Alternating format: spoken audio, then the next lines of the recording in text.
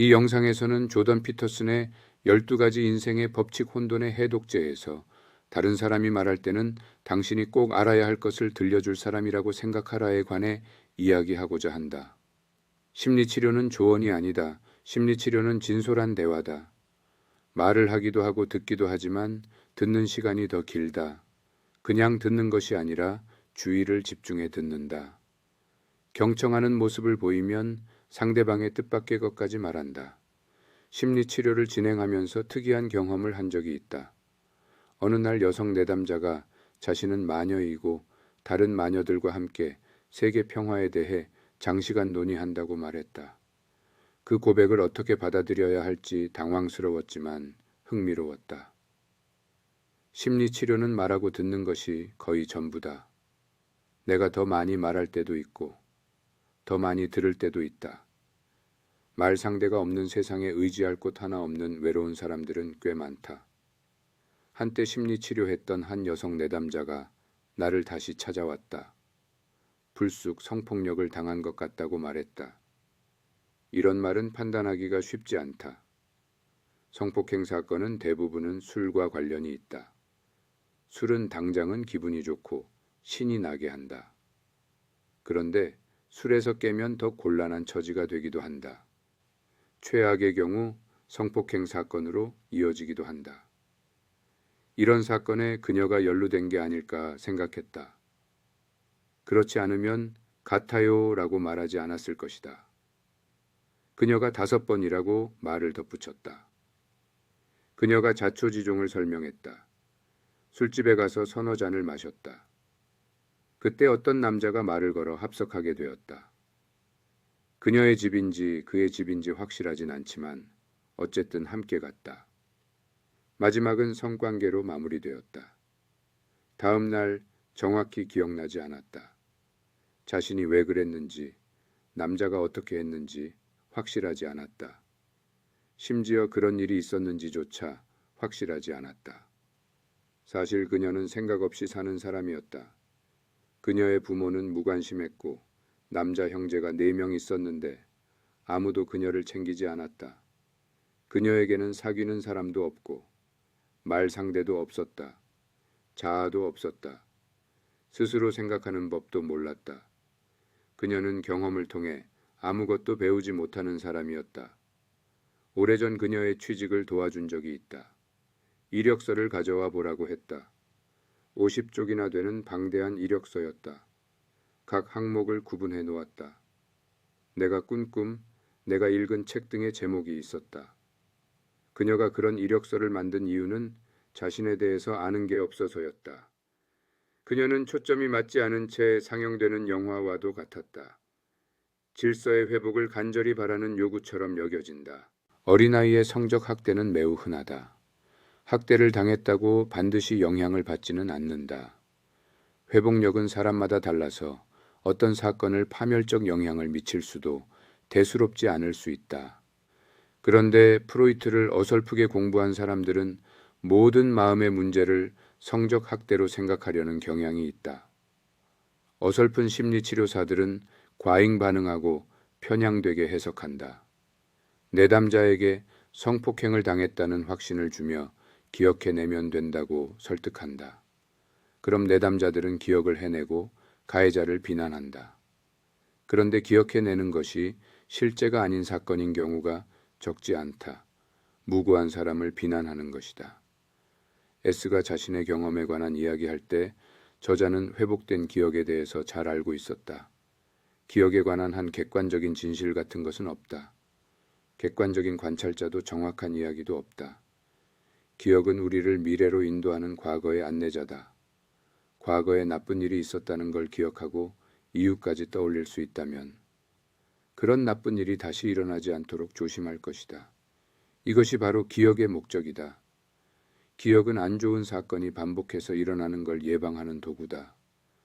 저자는 S의 삶을 단순하게 만들 수 있었지만 그것은 저자한테도 S한테도 좋지 못한 방법임을 알고 있었다. 특별한 것 하나를 정확히 이해하기 위해 때로는 우리가 세상을 이해하는 방식 전부를 바꿔야 할 때가 있다. 생각한다는 것은 앞으로 일어날 일을 머릿속으로 그려보고 어떻게 행동할지를 계획하는 것이다. 우리가 생각하는 목적이 여기에 있다. 상상의 세계에서 아바타가 성공하면 현실 세계에서 아바타처럼 행동하며 실제로 성공하기를 기대한다.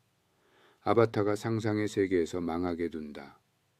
생각하는 행위는 자기 목소리에 귀를 기울이는 것으로 무척 어렵다.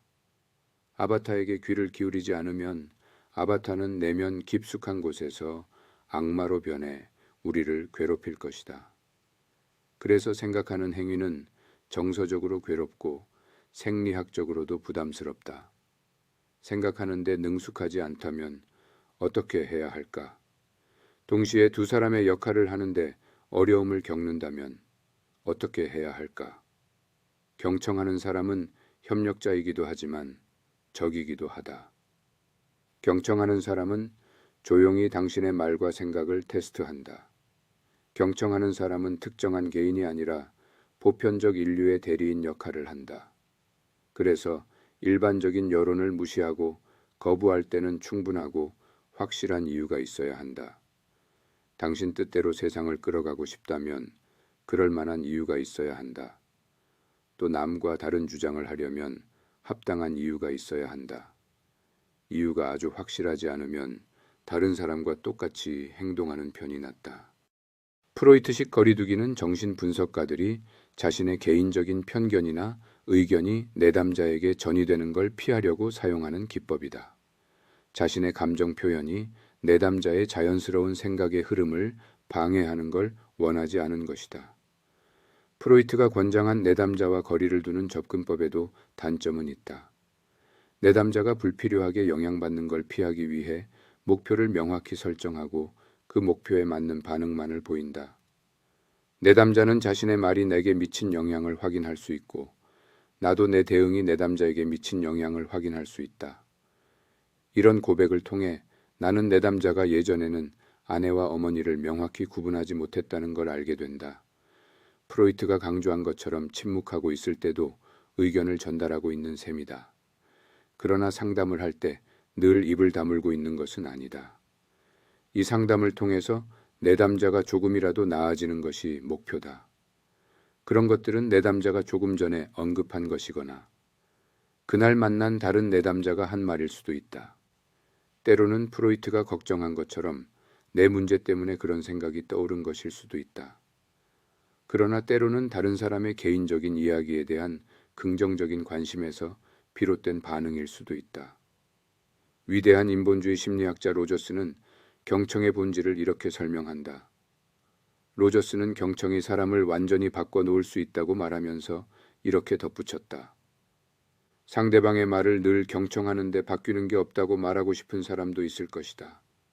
그렇다면 당신의 경청은 내가 말하는 경청의 유형에 속하지 않을 가능성이 무척 크다. 이렇게 상대의 말을 요약하는 대화법에는 이점이 많다. 먼저 내가 상대의 말을 완전히 이해하게 된다는 것이다. 하지만 직접 해보면 어떤 과제보다 어렵다는 사실을 깨닫게 될 것이다. 그의 방식대로 세상을 이해하게 되면서 당신의 사고방식과 성격이 변할 수도 있는 것이다. 우리가 과거를 기억해야 하는 이유는 정확한 기록을 위해서가 아니라 상대방의 견해가 본질적으로 바뀌지 않았다는 점이다. 공정성을 유지하면서 그 주장을 검토하는 것이다. 요약한다면 그 주장에서 가치 있는 것을 찾아내 그 과정에서 뭔가를 배울 수 있을 것이고 그 주장이 틀렸다는 판단이 들면 그 주장에 반대되는 당신의 견해를 정교하게 다듬어 더욱 강력한 주장을 펼칠 수 있을 것이다. 섣불리 판단하지 않고 상대의 말을 경청하면 자신은 자기 생각을 빠짐없이 솔직하게 전달한다. 한 사람이 말하는 동안 다른 한 사람은 다음에 할 말을 생각한다.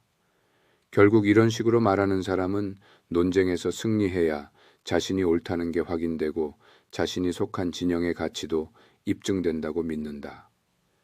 이런 대화가 중요한 이유는 화자가 사건을 설명하는 동안 마음속으로 그 사건을 정리하기 때문이다. 남성은 대화를 시작하자마자 성급히 문제를 바로잡으려 한다는 이유로 비난받는다. 남성의 특성상 문제를 효율적으로 해결하는 데 집중하는 경향이 있고 여성도 그런 목적의 부탁을 자주 하기 때문이다. 그런데 문제를 해결하려면 당사자들이 대화를 통해 그 문제가 정확히 무엇인지 구체적으로 따져봐야 한다. 그래야 문제를 구체적으로 표현하고 서로 합의할 수 있기 때문이다. 훌륭한 강사는 내용을 전달하는 데 그치지 않고 청중의 이해 수준에 맞게 전하고자 하는 내용과 관련한 여러 이야기를 들려준다. 훌륭한 강사는 청중에게 일방적으로 말하는 사람이 아니라 청중과 함께 대화하는 사람이다. 훌륭한 강사는 몇 사람을 점찍고 그들의 반응을 살핀다. 청중을 일방적으로 듣는 집단으로 보는 게 아니라 함께 대화하는 개인으로 생각하는 것이다. 지적 탐험을 위한 대화에서는 모든 참여자의 공통적인 관심사를 주제로 삼는 경우가 많다.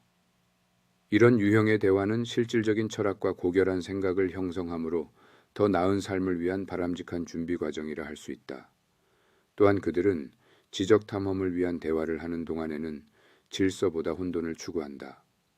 하지만 지적 탐험을 위한 대화는 미지의 것이 이미 알려진 것보다 성장하는 데 도움이 된다고 믿는 사람들이 참여한다.